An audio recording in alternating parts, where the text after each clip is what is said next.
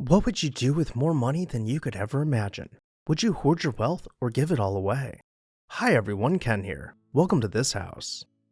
In the heart of bustling New York City, Mrs. Carnegie went out for a casual day of shopping, popping into the E.S. Jaffray & Company store, her heart set on acquiring a particular make of lace handkerchiefs.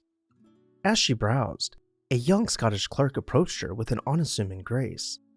Noticing her interest in the lace handkerchiefs, he expressed genuine regret that the specific make she sought was not in stock. Yet, with an earnest promise, he assured her he would do everything he could to have some specially made for her. During their conversation, Mrs. Carnegie discovered a serendipitous connection. This young man, named Alexander R. Peacock, had emigrated from the very same Scottish town as her husband, Andrew Carnegie. Intrigued by his dedication, she saw potential in him beyond the confines of the department store. When she returned home, she raved about the customer service she had received and persuaded her husband to give the young man the opportunity of a lifetime. Upon their meeting, the two men hit it off, and Carnegie asked, "Peacock, what would you give to be made a millionaire?" To which Peacock responded, "A 2% discount for cash, sir." Amused by this answer, Carnegie hired him on the spot.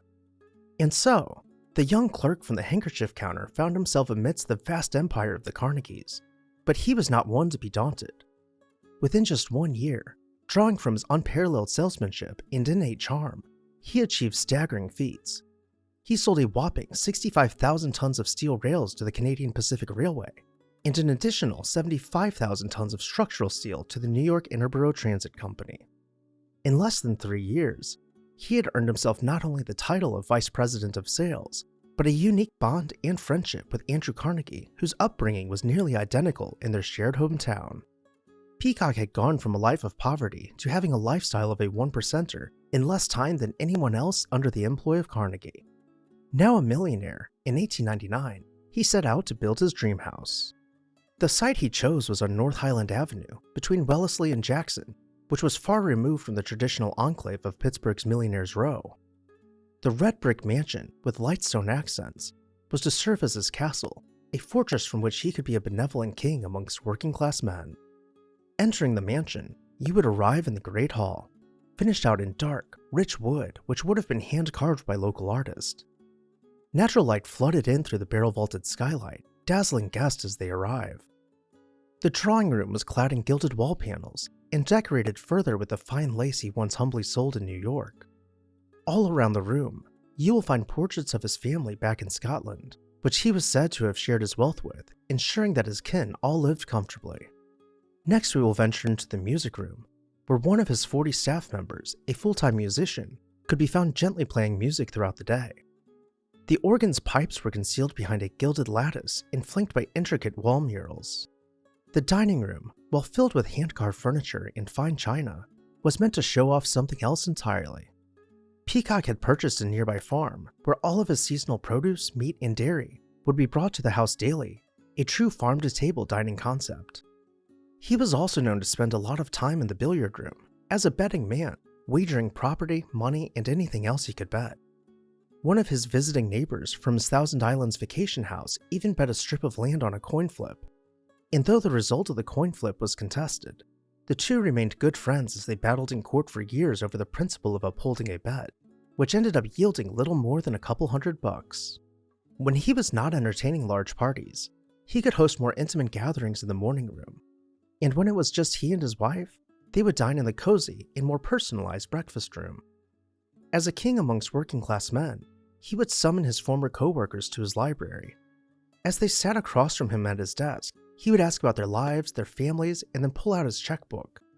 Even though he was heavily involved in charities and the building of hospitals, he wanted to make sure that his old friends and co-workers weren't struggling to pay their bills.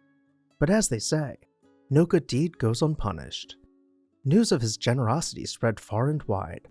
One night in 1902, he received an anonymous letter looking to extort his kindness. In the letter, he was given an ultimatum: either leave $25,000 in a bag at the local park, or have his 3 children snatched and never seen again. He was also told explicitly not to contact detectives, otherwise his children would be found 6 feet under.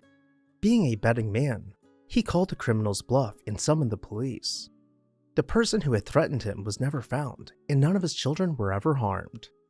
In the 1910s, he lost most of his fortune as he attempted to create his own steel business and had to put his mansion up for sale. He moved to New York City and spent what money he had left investing in real estate, ensuring that his now 5 children would be set for life if they managed the portfolio appropriately. In 1921, the mansion finally sold, and just 3 short years later, it was torn down by a developer, and the land was subdivided to build a neighborhood. Peacock passed away in 1928, before he could see the effects that the Great Depression would have on the investments he made on behalf of his children. And while those investments supported his kids, the short-term yields were far less than he had planned for them. And just like that, an era of extreme wealth had come to an end. Thankfully, we still have a handful of photos to remember one of the most generous Gilded Age households. Let me know which room was your favorite down below in the comments section, and while you're there, make sure to hit that subscribe button so you never miss an exciting episode of This House.